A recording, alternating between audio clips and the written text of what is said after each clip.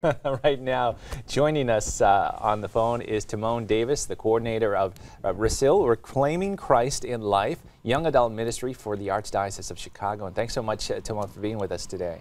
Oh, good morning, and thank you for having me. Well, let's get right into it. Tell us about your work as a coordinator of Reclaiming Christ in Life, young adult ministry. The ministry is about creating sacred space for young adults to have a conversation in which they can bare their souls and talk about the issues that bother them and how the church helps them move through those issues and concerns on a day-to-day basis. Timone, this is Father Reed. First of all, I got to tell you, I feel like I know you because I've seen you online.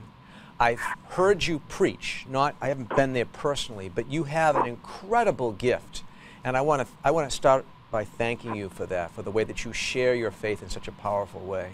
Oh, thank you so much. Now, I got to ask you, what's essential for you in really ministering to young adult Catholics? Because I know you do it well. What's essential to me is creating the space in which to listen to what they have to say and to respond in a way that lets them know that I am not the expert, but I am on the journey with them, and I'm one who can accompany them and to help them find their way. So, that integration of we're in this together, I think opens them up to really be honest with who they are and what their struggles are, and then allows them to hear what I have to say as far as what Christ offers them. And we mentioned this at the beginning of the show too, but soon you'll be a speaker at the National Black Catholic Congress, and maybe if you could first talk about that, the National Black Catholic Congress, and why those gatherings are so important.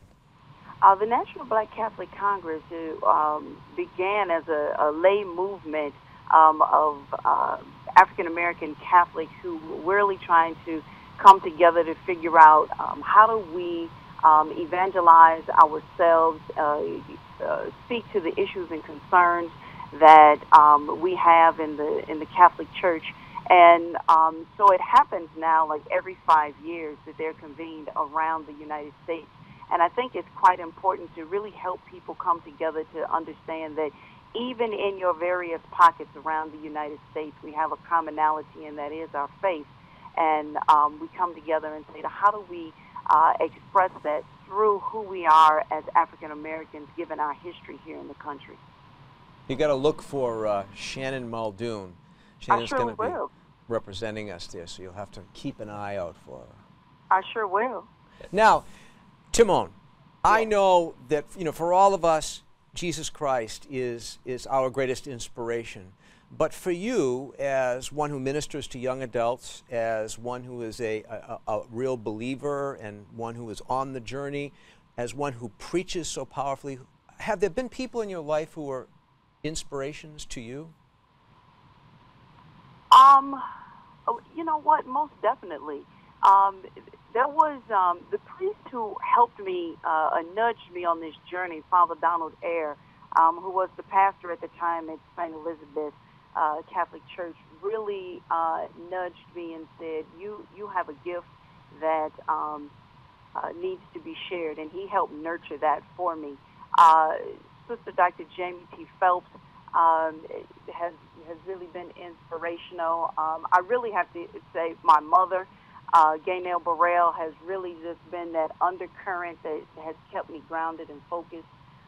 Dr. C. Vanessa White has been a great mentor. She's an associate professor over at Catholic Theological Union.